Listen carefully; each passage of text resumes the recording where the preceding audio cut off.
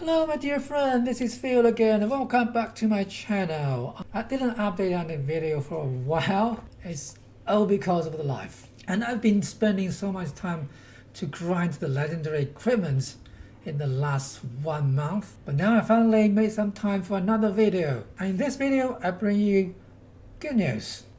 Something happened on the PTS. I mean, it's already mentioned in their last PTS patch notes. But here I want to find out how exactly that can affect our daily play.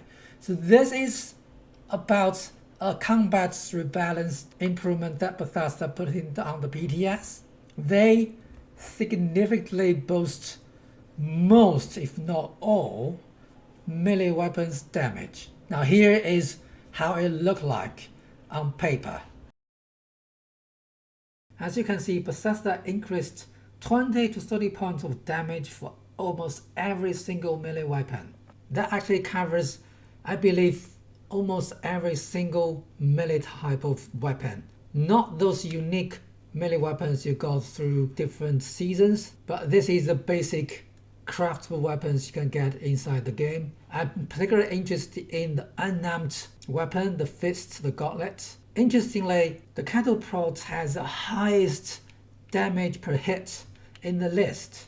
Considering it's just a one-handed weapon, it has higher damage than all the double-handed weapons, including the super sledgehammer and the warglaives. Now we're gonna find out how good this 20 to 30 increase for the gauntlet, power fist, cattle prod, and the plasma cutter. They are the best unarmed weapon and single-handed weapon in the game.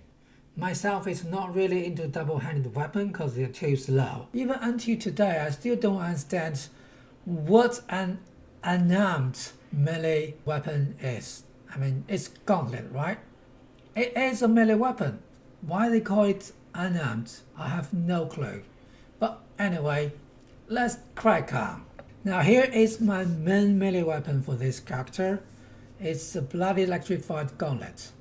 And it's one of the best unarmed weapon you can find in the game, and the damage is amazingly high. And I'm not using any foot buff yet. Using foot buff and stay in the team so the stringent number perk can start working, you will have another level of damage from this weapon. But currently I'm alone.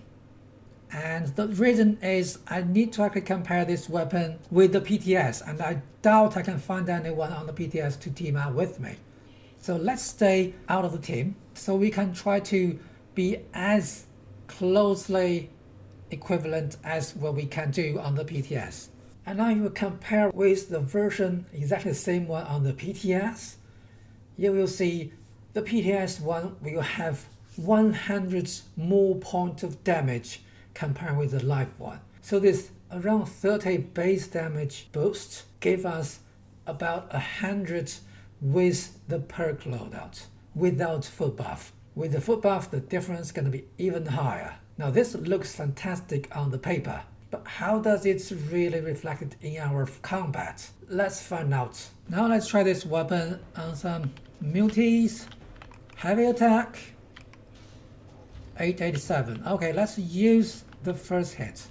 887. Let's remember that so we can compare that with the PTS version.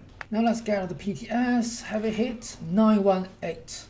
So power fist do 918 damage using heavy hit. That's about 50 points of difference compared with the live server. That's a big damage boost. Now let's try the power fist. I'm not going to compare power fist with gauntlet because I do not have an equally legendary version of it. I'll just use a craft version. It's going to be easier to compare them with the PTS one. So that's how the damage is going to look like. It's much lower than the legendary version of the gauntlet. We can surely increase this damage by adding different modes and legendary effect to it, but let's stay simple. Let's use this crafted plank version for the purpose of comparing. 602. Okay, 602 is the first hit. Let's remember that.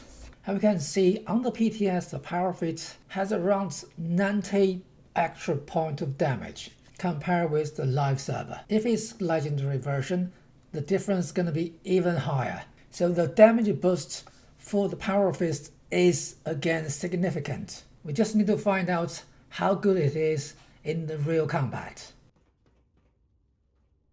641, 641. The first hit is always 641. Comparing with the 602 damage on the live server, we have 40 extra damage on the heavy hit on the Power Fist.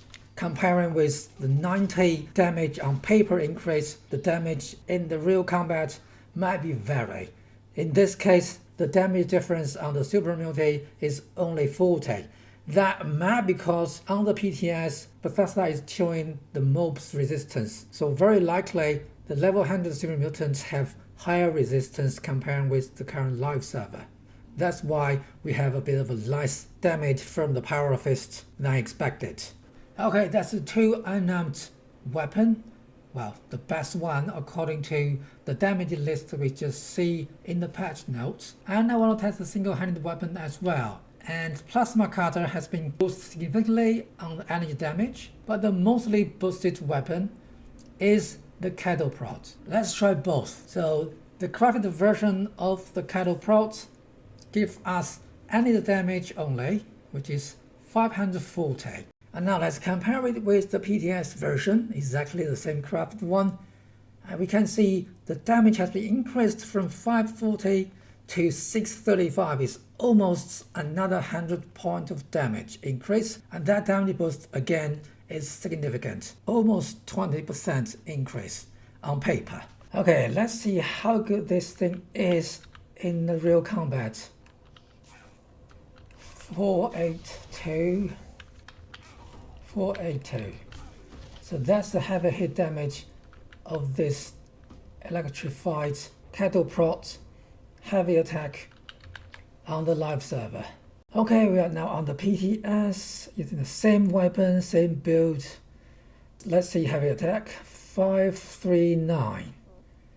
539. Okay. So the Cattle Prod deal 539 damage using heavy attack on the PTS. And comparing that with the 482 heavy damage on the live server, that's about 55-56 damage boosts on the PTS, which is a quite decent buff. Now let's try the Plasma Cutter. Again, a plank pure crafted version. So this is the damage of this Plasma Cutter.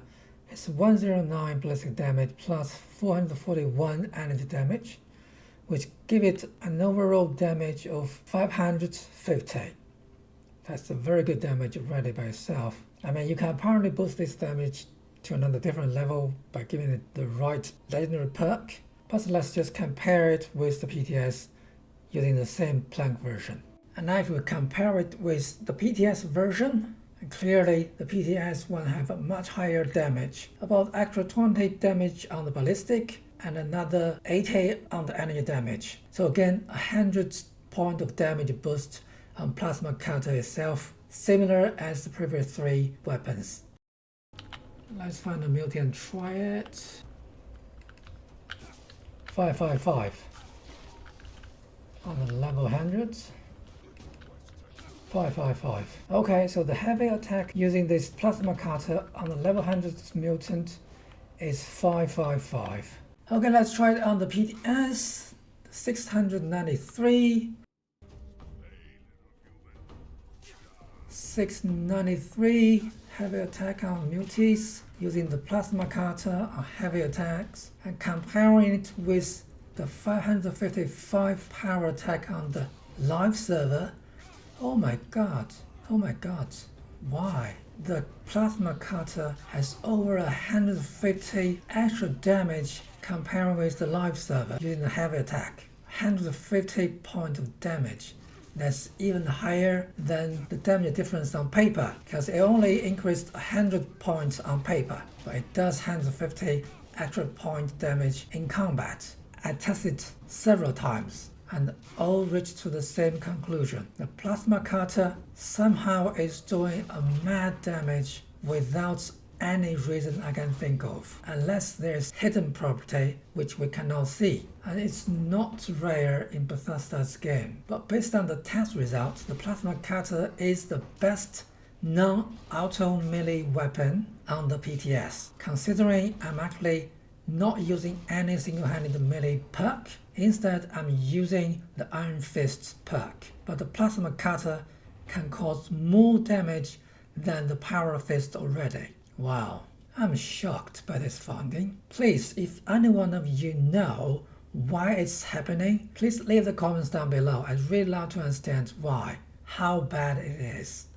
And while Bethesda boosting all the melee weapon damage, at the same time they actually nerfing the auto axe. I mean, it's not a surprise to me, because auto axe is too OP at the moment. It's way above all the other different weapons in terms of damage. We're actually expecting Bethesda gonna nerf it at a certain stage. Well, the certain stage is like now. As the patch notes said, the base damage of the auto axe has been reduced from 31 to 24. That's about 7 point reduced. 23, maybe 22% damage reduction.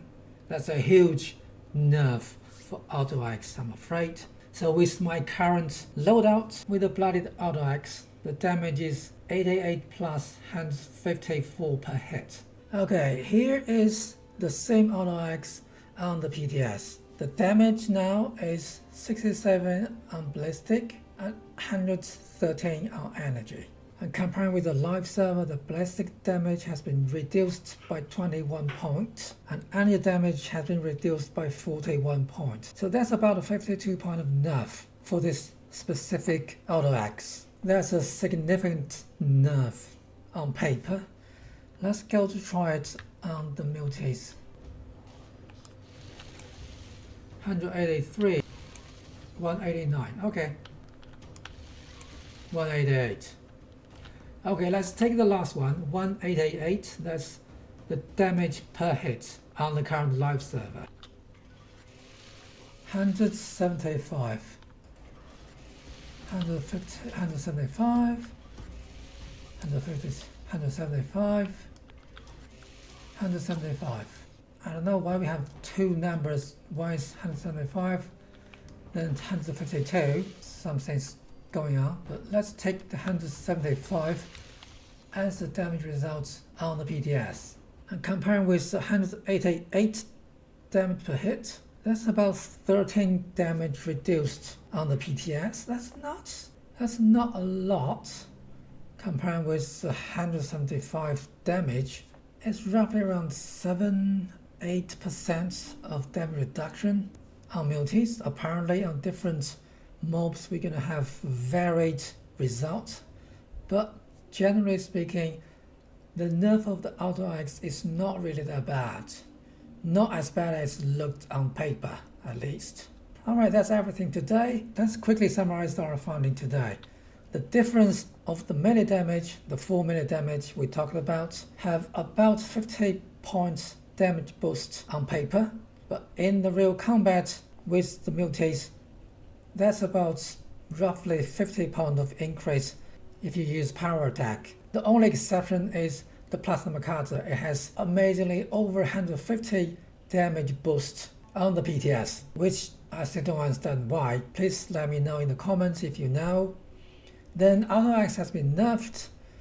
On paper it looks bad, but in the real combat it doesn't look that bad. It's about 7-8% nerf, which actually guaranteed that auto axe is still one of the best weapons in the game. Apparently with the buff of the heavy guns, we might have some serious competition between the auto axe and the plasma Gatling gun, but that's another story to tell later.